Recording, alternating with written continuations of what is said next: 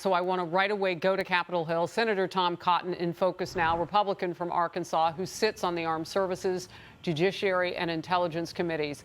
Senator Cotton, I'll jump right in. I just tweeted the headline, or one of them was, when asked whether or not the Pentagon knows how many Americans are left in Afghanistan, there was a one-word answer, no. What's your reaction to that? Harris, the situation around the Kabul airport is getting worse by the day. It's not getting better.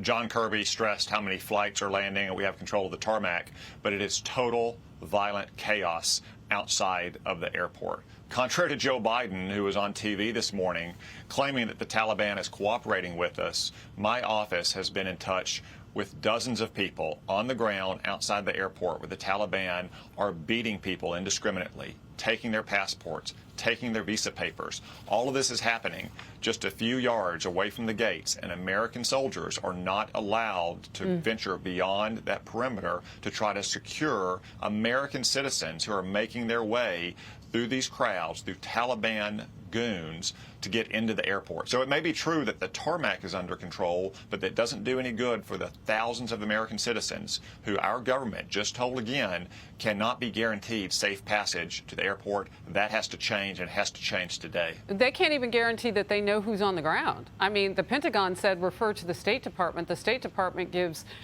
changing numbers. Jen Psaki went all the way to 11,000, but the previous number was 5,000. I mean, it's mind-boggling. I do want to get to this, and I know you've got to run.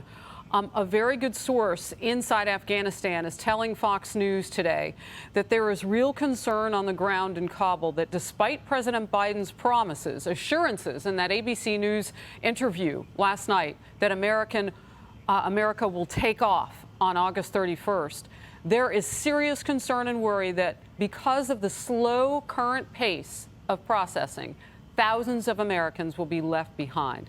How can there be such opposite facts on the ground of what a president is telling the American people and what we're seeing unfold and what you have shared that you know that's unfolding on the ground? Harris, President Biden is confronting the consequences of his catastrophic miscalculation, of his horrific execution of the decision to withdraw our troops from Afghanistan, and he is spinning that relentlessly to try to convince the American people that everything is okay, the Taliban's cooperating, they're acting like a civilized government, when nothing could be farther from the truth. In that ABC interview, he even had to be pressed to acknowledge that, yes, perhaps we'll stay on the ground past August 31st. But if our government can't even say how many American citizens we have, what's going to stop Joe Biden from rolling up things and flying out on August 31st with thousands of American citizens left behind? Let me just say this, Harris.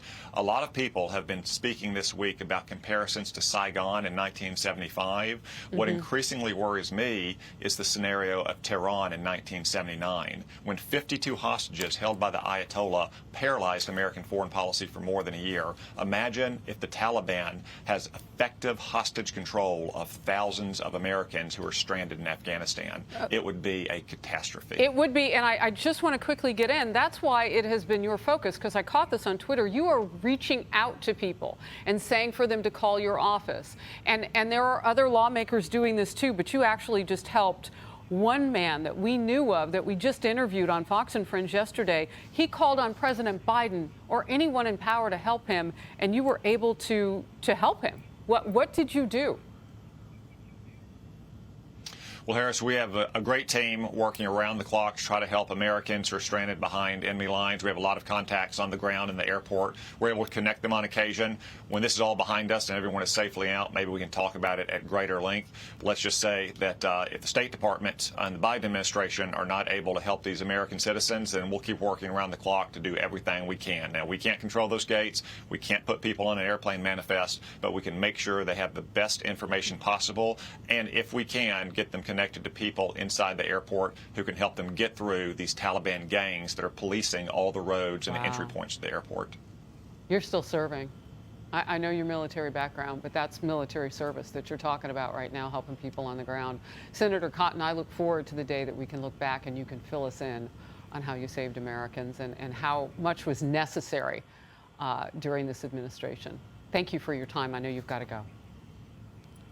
Thank you, Harris.